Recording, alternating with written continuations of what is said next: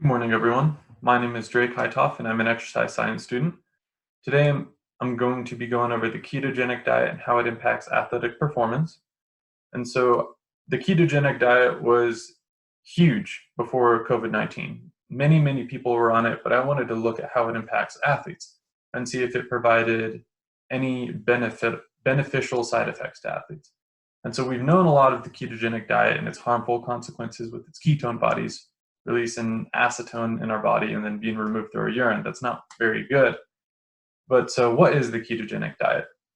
So the ketogenic diet consists of a high fat, mid-range protein, and low carb diet. And by low carb, I mean less than 20 grams a day. So by increasing the total fat that you intake, you decrease the amount of carbs put through your body, and it slowly forces your body to change where it drives its energy from. And so looking at this, I wanted to know if in distance athletes, by changing those energy reserves, how it impacts them and on their bodies. And so looking at the studies done in table 1, you can see this 7 different studies there. 2 of them are non-athletes, but I included them anyway. And only 1 of them had an increase on effects in lean body mass. Every single other study showed it was neutral or actually decreased the lean body mass in the athlete. All of them did resistance training. The exact resistance training wasn't specified in their studies. 2 of the studies were non-athletes, and I included the protein calculated or reported for them to show that athletes do have a higher protein intake. And so, looking at figure 1, it shows the protein expression of atrophy in those skeletal muscles. So we have 3 different muscle groups that were taken from athletes. We have the gastrocnemius, the tibialis anterior, and the soleus, all muscles in the leg. So the black bands show the amount of beta tubulin in those muscles for the ketogenic diet. The white bands show a normal diet.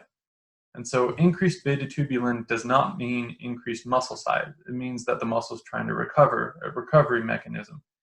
By the increased beta tubulin, it means that muscles are being broken down. So the normal diet shows a lot more benefit because its muscles aren't being broken down as swiftly. In conclusion, the literature that I looked through, some of it not included here, supports that for 3 to 12 weeks, the diet is effective for lowering the body fat percentage without compromising athletic performance, as long as it is submaximal exercise. It must be below 60% of the VO2 max for it to be optimal. Anything above the 60% max threshold impacts hypertrophy of the muscles and strength of the muscles. Now, the literature does not support that the ketogenic diet increases athletic performance, as seen in Table 1.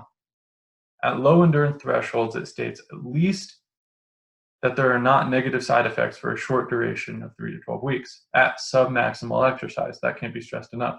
Longer-term use will need to be studied further, and higher intensity exercise will also need to be studied further to get more conclusive results. That is everything that I have. Thank you very much for your time.